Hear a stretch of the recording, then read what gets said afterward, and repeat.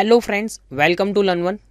Friends, last topic के अंदर हमने डिस्कस किया था जीएसटी के डिटेल रिपोर्ट्स के लिए। ठीक है, GSTR 1, GSTR 3B, जिसका हमने समरी रिपोर्ट भी देखा था, और दूसरा जो है कि दो व्यू से देखा था, नेचर ऑफ व्यू से भी देखा था हमने, और रिटर्न फॉर्मेट में भी देखा था। फ्रेंड्स, आज जो हम डिस्कस कर रहे हैं वो हम यहाँ पर डिस्कस करने वाले हैं पेरोल के लिए। देखिए, पेरोल जो है वो क्या है, पेरोल का मैनेजमेंट क्या होता है, पेरोल टैली के अंदर किस तरीके से होता है, ये सब जो है कि हम देखेंगे। तो फर्स्ट ऑफ ऑल तो पेरोल क्या है। देखिए, आप कहीं पर भी या तो जॉब कर रहे हो या तो इन फ्यूचर आप जॉब करने वाले हो, तो जब भी आप जॉब के लिए यहाँ पर अप्लाई करते हो ना, तो वो पर्टिकुलर कोई एक HR डिपार्टमेंट होता है। ठीक है, वो HR डिपार्टमेंट आपको रिक्रूट करता है, उसके साथ आपका डिस्कस होता है, भाई हम आपको इतना सैलरी देंगे, तो यहाँ पर जो है कि भाई हम आपको इतना अलाउंस देंगे। तो कहीं ना कहीं कि आप जो भी सैलरी वगैरह डिस्कस कर रहे हो, तो सैलरी के साथ आपको जो अलाउंस वगैरह जो दिए जाते हैं, तो ये सब जो मैनेज होता है उसे कहते हैं पहले तो पेरोल। पेरोल जो मैनेजमेंट है वो किस तरीके से होता है, तो आप जब भी कोई कंपनी में जॉब कर रहे हो तो आपको जो है एम्प्लॉय कहा जाता है, और कंपनी जो होती है वो होती है एम्प्लॉयर। वो जो है कि कंपनी क्या करती है, तो कि हर एक एम्प्लॉयज़ के सैलरीज़ की डिटेल्स जो है, या तो फिर वेजेस की है, उसको जो अलाउंस, उसको जो डिडक्शन हो रहा है, उसको नेट पेबल कितना जा रहा है, तो ये सब कुछ मैनेज जो है वो कंपनी कर रही है। ठीक है, ये कंपनी जो है आपको क्या करेगी, तो सैलरी पे करती है, तो सैलरी के साथ साथ आपको मीन्स के सैलरी जो देते हैं तो उस वक्त आपको एक सैलरी स्लिप भी दी जाती है। ये सैलरी स्लिप जिसके अंदर आपको सारी डिटेल्स होती है कि आपको कितने कितने अलाउंस मिले हैं, कितने आपके डिडक्ट हुए हैं पैसे, कितने आपको नेट पेबल मिला है। कंपनी उसके साथ साथ जो है कि स्टैट्यूटरी डिडक्शन भी करती है। देखिए, एम्प्लॉयज़ जो होते हैं, ठीक है, तो एम्प्लॉयज़ के जो कंट्रीब्यूशंस होते हैं, जो एम्प्लॉयज़ के डिडक्शन भी होते हैं, एम्प्लॉयज़ को अलाउंस भी मिलते हैं। तो गवर्नमेंट के ऐसे बहुत से जो है कि भाई स्टैट्यूटरी डिडक्शन है, जिसे एम्प्लॉय के जो अर्निंग्स होती है उसमें से उसको डिडक्ट करना होता है, और जो है कि भाई वो गवर्नमेंट डिपार्टमेंट में पर्टिकुलर फाइल करना होता है। तो ये सारा जो मैनेजमेंट हो रहा है, यानी कि ये सब जो आपको मैनेज करना है, तो वो सब आप पेरोल के मैनेजमेंट से कर सकते हो। पेरोल का फंक्शन जो है वो आपको टैली के अंदर दिया हुआ है। ऐसे जो है कि बहुत से टैली के सॉफ्टवेयर मीन्स के टैली के जो है कि भाई पेरोल का जो टॉपिक है वो एक पार्ट आपको अलग से ही दिया है, जिसको आप मेंटेन कर सकते हो। बाकी जो है कि पेरोल के लिए अलग से सॉफ्टवेयर मेंटेन करते हैं, तो वही सेम चीज़ आपको टैली के अंदर मिल रही है। तो हम जो है कि भाई टैली के अंदर ये पेरोल का मैनेजमेंट भी कर सकते हैं। यहाँ पर आपको एक सैंपल जो है कि पे स्लिप दी हुई है। पे स्लिप यानी कि क्या होता है, तो कि जब आप जो है कि भाई आपको सैलरी मिल रही है, तो वो सैलरी के साथ आपको एक पे स्लिप मिलती है। पे स्लिप के अंदर आपको सारी डिटेल्स दी हुई होती है कि भाई आपके कितने कितने जो है अलाउंस आपको मिल रहे हैं, वो कितना आपका डिडक्शन हो रहा है, आपकी अटेंडेंस कितनी है, ये सारी डिटेल्स आपको यहाँ पर पे स्लिप के अंदर दी जाती है।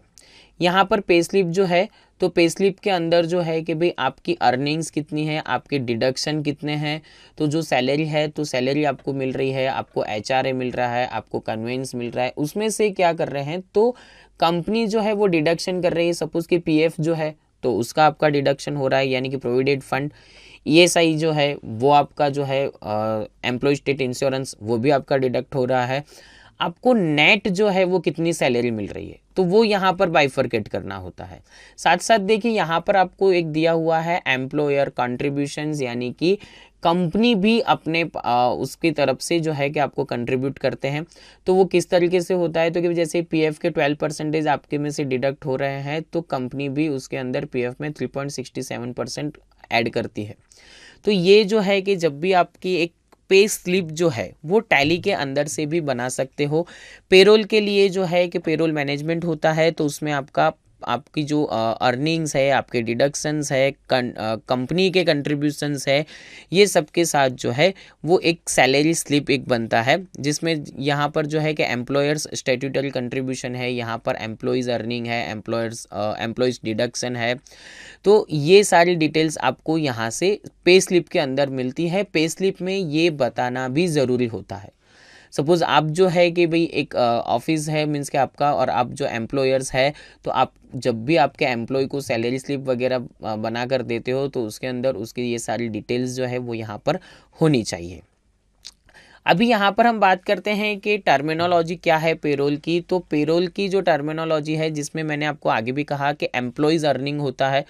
तो एम्प्लॉयज़ अर्निंग यानी कि एम्प्लॉय जो है वो क्या अर्निंग करता है, यानी कि एम्प्लॉय को जैसे ही आपने कोई इंटरव्यू के लिए आप भी गए हो या तो आपके वहाँ पे कोई बंदा आता है, तो हम जो है कि उससे डिस्कस करते हैं कि भाई आपकी जो अर्निंग्स होगी, यानी आप उसको सैलरी पर रखोगे, तो या तो आप उसको मंथली सैलरी दोगे, ठीक है, यानी वो आपका मंथली एक फिक्स रहेगा, या फिर आप उसको आवर बेस पर रख रहे हो, तो वो आपका जो एम्प्लॉय है तो उसकी सैलरी किस तरीके से होती है, यानी कि एम्प्लॉय की अर्निंग जो है वो कौन सी है, फिक्स है या वेरिएबल है।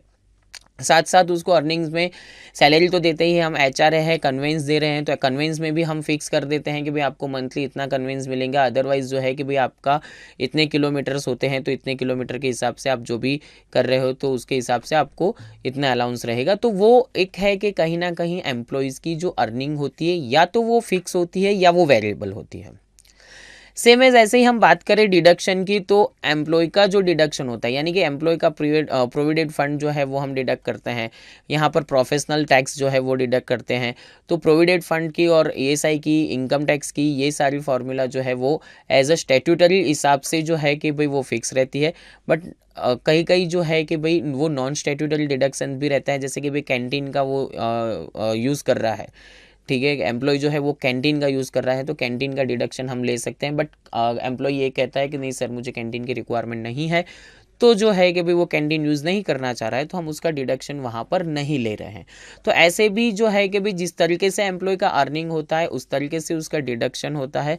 और साथ साथ जो है कि भाई एम्प्लॉयर्स का जो है वो स्टैट्यूटरी कंट्रीब्यूशन, तो जैसे मैंने आपको कहा कि पीएफ यानी कि प्रोविडेंट फंड है, तो वो उसमें से डिडक्ट हो रहा है। बट एक पेंशन स्कीम के अंदर जो है कि भाई एम्प्लॉयर जो है वो कंट्रीब्यूट करता है।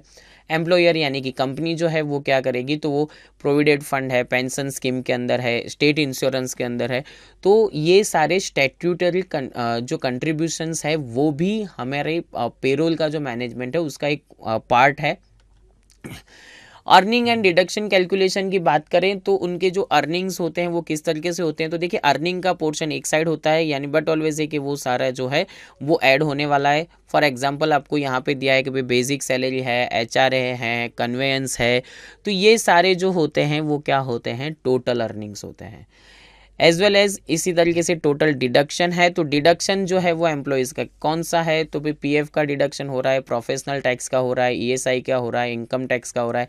देखिए यहाँ पर जो प्रोफेशनल टैक्स है ना वो स्टेट के हिसाब से रहता है, ठीक है, जो स्टेट मीन्स जो भी स्टेट है, स्टेट के जो रूल्स है उस हिसाब से प्रोफेशनल टैक्स डिडक्ट होता है। यहाँ पर हम नेट सैलरी की बात करें तो नेट सैलरी कितनी होती है, तो टोटल अर्निंग्स और उसमें से आपकी डिडक्शन जो है उसको लेस कर दो, उसके बाद जो आपको मिलेगा वो आपकी नेट सैलरी है।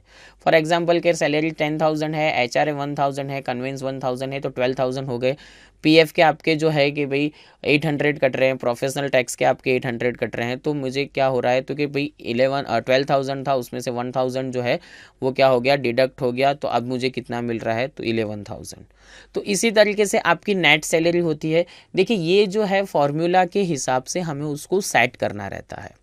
पेरोल जब भी आप मैनेज करते हो तो टैली के अंदर ये सारी चीज़ें जो है वो वहाँ पर हमें अर्निंग्स कितने हैं, डिडक्शन कितने हैं, हर एक एम्प्लॉयज़ के हिसाब से जो रहते हैं वो हमें वहाँ पर देने रहते हैं। बात करें हम सीटीसी की, देखिए कहीं ना कहीं आप जो है ना कि हम डिस्कस करते हैं तो उसके अंदर है ना, हम ये एक आपने सुना भी होगा कि आपको कोई कंपनी के अंदर जब भी रिक्रूट करता है, ठीक है, तो आपको ये एक बात करता है कि आपको ये कहेगा कि आपको नेट कितना मिलेगा, ठीक है। आप जो है उनको ये भी एक डिस्कस हम करते हैं कि भाई हम आप जो है हमें कितना पैकेज दे रहे हो। तो एक ये एक वर्ड है सीटीसी यानी कि कॉस्ट ऑफ कंपनी जो है वो एक आपका क्या होता है, तो यहाँ पर जो है कि पर्टिकुलर ईयर पर सीटीसी की जो अमाउंट है ना वो एम्प्लॉयर जो एक्सपेंसेस स्पेंड्स करता है उनकी ओवर द ईयर, यानी कि एक ईयर के अंदर उसका कैलकुलेट होता है, उसकी सैलरी जो है वो एक ऐड होती है, उसके एडिशनल बेनिफिट्स होते हैं, तो वो उसको जो है ड्यूरिंग द ईयर ये सब कुछ उसको मिलता है। यहाँ पर आपको एक एग्जांपल दिया है कि 5 लाख रुपीज़ हमने जो है कि एम्प्लॉय की सैलरी है पर ईयर की, ईयर का उसको कितना है 5 लाख रुपीज़ है, बट उसको एडिशनल जो है 10,000 हेल्थ इंश्योरेंस का मिल रहा है, तो उसका सीटीसी कितना हो रहा है 5,10,000, हेल्थ इंश्योरेंस उसका बेनिफिट है, तो वो उसके लिए जो जो है कि भाई ओवर द ईयर उसको जो मिल रहा है, तो वो क्या हो जा रहा है यहाँ पर उसका, उसको हम क्या कहेंगे, CTC कहेंगे। ये जो बेनिफिट्स है, देखिए हर एक कंपनी के रूल्स खुद के होते हैं, कंपनी के रूल्स पर रहता है। आपको जब भी कोई रिक्रूट करता है या तो आप जो HR डिपार्टमेंट से जब भी आप बात करते हो, तो वो डिफरेंट टाइप से होता है। आप जब भी पेरोल को जब मैनेज करना चाह रहे हो, टैली के अंदर आपको पेरोल मैनेजमेंट करना है, तो आपको ये जो है खाली इतने वर्ड्स जो मैंने आपको कहे कि भाई आपको ये पता होना चाहिए कि आपका अर्निंग्स जो है वो क्या है, आपका डिडक्शन जो है वो क्या है, स्टैट्यूटरी डिडक्शन क्या है, एम्प्लॉई यानी कि जो एम्प्लॉई है वो, और एम्प्लॉयर इट मीन्स कि जो कंपनी है वो, तो इसके मीनिंग्स आपको पता होना चाहिए। तो वो आपके लिए बहुत ईजी हो जाएगा कि पेरोल आप टैली के अंदर मैनेज करोगे। ठीक है, तो ये जो है कि हमने बेसिक इन्फॉर्मेशन मैंने आपको दी, और ये बेसिक ही हम यहाँ पर टैली के अंदर इम्प्लीमेंट करेंगे। फ्रेंड्स, हमने ये जो टॉपिक देखा, इस टॉपिक के रिगार्डिंग आपको जो भी कोई क्वेरी है या तो आपके माइंड में कोई क्वेश्चन है, तो आप forums.learn1.com पर लिख सकते हैं। सो यहाँ पर हम नेक्स्ट टॉपिक के अंदर देखेंगे पेरोल ट्रांजैक्शन किस तरीके से टैली के अंदर होता है, किस तरीके से एम्प्लॉई हमें जनरेट करने होते हैं, क्रिएशन करना होता है वगैरह जो है वो हम देखेंगे नेक्स्ट टॉपिक के अंदर। Thank you.